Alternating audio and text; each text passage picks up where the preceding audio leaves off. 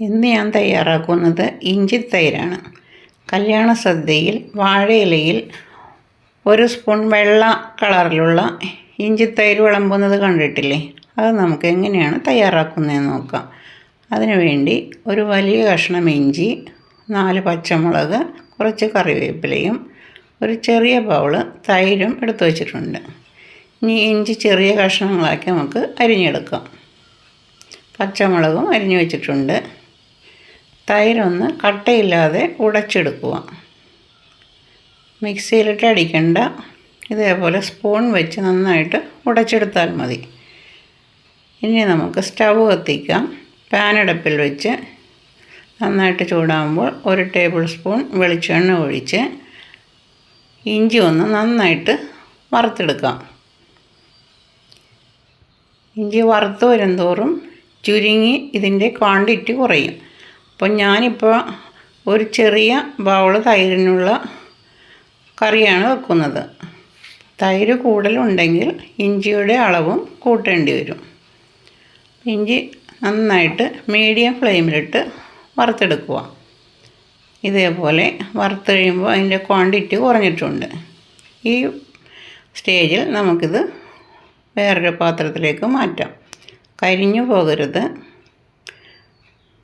നമുക്ക് വേറൊരു പാത്രത്തിലേക്ക് ഇത് മാറ്റാം. ഇനി ആ വെളിച്ചെണ്ണയിലേക്ക് ഒരു 1/2 ടീസ്പൂൺ കടുക് ചേർത്ത് കൊടുക്കുക. അതൊന്ന് പൊട്ടി വരുമ്പോൾ ഒരു 1/4 ടീസ്പൂൺ ഉലുവ ചേർത്ത് കൊടുക്കുക.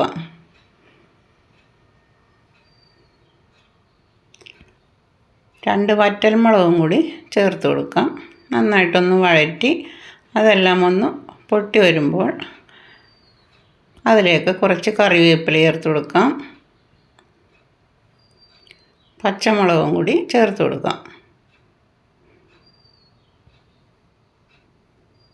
ഈ പച്ചമുളകും നന്നായിട്ട്, വേപ്പിലയും പച്ചമുളകും നന്നായിട്ടിത് വഴറ്റിയെടുക്കുക. പച്ചമുളകിൻ്റെ പച്ചപ്പ് നന്നായിട്ട് മാറണം.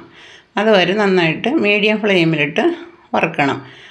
അപ്പോൾ കറി വെക്കുമ്പോൾ ഇത് 2 ദിവസം തന്നെ പുറത്ത് തന്നെ ഇരിക്കും. ഫ്രിഡ്ജിൽ വെക്കേണ്ട ആവശ്യമില്ല. പച്ചമുളകിൻ്റെ പച്ചപ്പ് നന്നായിട്ട് മാറണം. ഇപ്പോൾ ഈ സ്റ്റേജിൽ ഇപ്പം പച്ചമുളക് നന്നായിട്ട് വറുത്തിട്ടുണ്ട്. ഇനി നമുക്കതിലേക്ക് ഇഞ്ചി ചേർത്ത് കൊടുക്കാം. എന്നിട്ട് സ്റ്റൗ ഓഫ് ചെയ്യാം. ഇനി പാനിൻ്റെ ചൂട് കുറച്ച് കുറഞ്ഞതിന് ശേഷമാണ് നമ്മൾ തൈര് ചേർക്കുന്നത്. ഇപ്പം ചൂട് കുറഞ്ഞിട്ടുണ്ട്. ഇനി ഇതിലേക്ക് തൈര് ചേർത്ത് കൊടുക്കാം. ഇതിനൊക്കെ ആവശ്യമായ 1/2 ടേബിൾ സ്പൂൺ ഉപ്പ് കൂടി ചേർത്ത് കൊടുക്കാം. അപ്പം നമ്മുടെ കറി റെഡിയായി. വളരെ പെട്ടെന്ന് ഒരു 3 മിനിറ്റ് കൊണ്ട് തന്നെ ഈ കറി തയ്യാറാക്കാവുന്നേ ഉള്ളൂ. ഇതിപ്പോൾ ഉപയോഗിക്കരുത്. ഒരു 10 മിനിറ്റ് ഇങ്ങനെ വെച്ചേക്കണം. എന്നാലേ തൈരിലേക്ക് ഇഞ്ചിയുടെ സ്വാദൊക്കെ ഇറങ്ങി കറി നല്ല സ്വാദുള്ളതാവുള്ളൂ. അപ്പോൾ നമ്മൾ സെർവിങ് ഡിഷിലേക്ക് മാറ്റിയിട്ടുണ്ട്. ഇത് വയറിന് നല്ല സുഖം കിട്ടും ഇത് കഴിച്ചാൽ. ഒരു ദിവസം നോൺ വെജ് ഉപേക്ഷിച്ച് ഈ ഇഞ്ചിത്തൈരും കുറച്ച് മെഴുക്കുവരട്ടിയും 2 പപ്പടവും കൂട്ടി ഒന്ന് കഴിച്ചു നോക്കും. വയറ് നിറച്ച് നമുക്ക് ചോറുണ്ണാം.